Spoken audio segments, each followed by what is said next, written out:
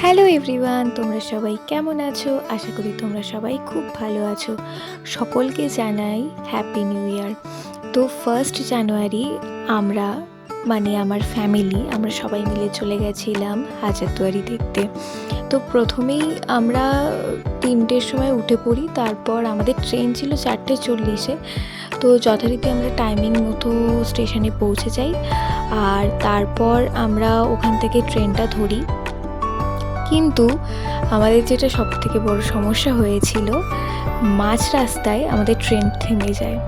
আমাদের ট্রেনটা থেমে গেছিলো রেজিনগর বলে একটা স্টেশনে। তারপর সেখান থেকে আমরা আবার টোটো করি, টোটো থেকে তারপর আমরা বাস স্ট্যান্ডে যাই, বাস স্ট্যান্ডে গিয়ে বাস করি, বাস থেকে তারপর আমরা যাই বহরমপুর থেকে তারপর আমরা ব্রেকফাস্ট করে নিই। তারপর আমরা চলে যাই মুর্শিদাবাদে যাওয়ার পর ফার্স্টেই দেখলাম যে একটা হিউজ ভিড় আছে। তো ওখানে এখন আমি নতুন আর একটা সিস্টেম দেখলাম যে অনলাইনেও ওখানে টিকিট কাটা যাচ্ছে, যেটা বিগত অনেক বছর আগে কিন্তু এই ব্যবস্থাটা ছিল না। তো যাই হোক, আমরা অনলাইনে টিকিট কেটে নেওয়ার পর আমরা হাজারদুয়ারিতে চলে যাই। তারপর ওখানকার প্রত্যেকটা জিনিস আমরা ভালো করে দেখি আর খুব এনজয়ও করেছিলাম।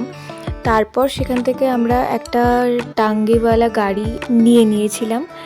দেন সেখান থেকে আমরা আরও যে আদার সাইটগুলো আছে সেইগুলো কমপ্লিট করেছিলাম। হ্যাঁ, প্রত্যেক কটা সাইট হয়তো আমরা কমপ্লিট করতে পারিনি, কারণ আমাদের লেটটা হয়েছিল এই ট্রেনের জন্য। যদি আমাদের ট্রেনে এতটা লেট না হতো তো তাহলে হয়তো আমরা আরও অনেক জায়গা ঘুরে দেখতে পারতাম।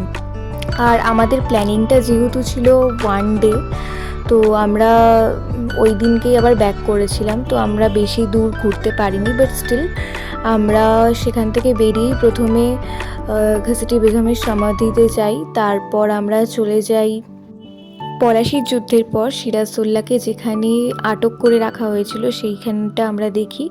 তারপর আমরা চলে গেছিলাম জগৎ শেঠের বাড়িতে। জগৎ শেঠের বাড়িতে পৌঁছানোর পর ওখানে আমরা যখন ঢুকি তখন অনেক কিছু সুপ্রাচীন এমন জিনিস দেখতে পাই যেগুলো দেখে আমি সত্যি অবাক হয়েছিলাম। সেই সময়ের তৈরি একটা সোনার শাড়ি, সম্ভবত ওই শাড়িটা ওনার ওয়াইফের ছিল। ওই শাড়িটা এত সুন্দরভাবে কাজ করা ছিল যেটা আমার খুবই ভালো লেগেছিল। তারপর আমরা আরও ওখানে অনেক কিছু জিনিস পর্যবেক্ষণ করি। তারপর আমরা চলে গেছিলাম কাঠগোলা বাগানে আমরা বেশিক্ষণ থাকতে পারিনি, কিন্তু আমাদের ভালো লেগেছিল। তারপর আমরা ওখান থেকে চলে গেছিলাম নসিপুর রাজবাড়িতে, যেটা দেবী সিংহের বাড়িও বলা যেতে পারে। দেবী সিংহের বাড়িতে এমন অনেক কিছু সুন্দর সুন্দর আমি জিনিস দেখলাম, বা উনি ব্যক্তিগতভাবে উনি কতটা ক্রুরাল ছিলেন সেইটাও আমরা সব গল্প শুনলাম। দেবী সিংহের যে আরাধ্যা দেবী ছিলেন তাকেও আমরা দর্শন করি। তারপর আমরা চলে যাই স্টেশনের দিকে। স্টেশনে গিয়ে আমরা একটা হোটেল থেকে লাঞ্চে আমরা খেয়েছিলাম চিকেন বিরিয়ানি। তারপর আমরা ট্রেনের জন্য ওয়েট করতে থাকি। তারপর তোমরা শুনে নাও আমার দাদা কি রিভিউ দিচ্ছে। তো আজকের জন্য এইটুকুনি, টাটা, বাই বাই। ইতিহাসকে সাক্ষী রেখে সত্যি খুব উৎফুল্ল, আনন্দিত। প্রত্যেক বছর যেন এরকম করে আনন্দ করতে পারি। আর সবাইকে শুভ ইংরেজি নববর্ষের শুভেচ্ছা, ভালোবাসা, হ্যাপি নিউ ইয়ার।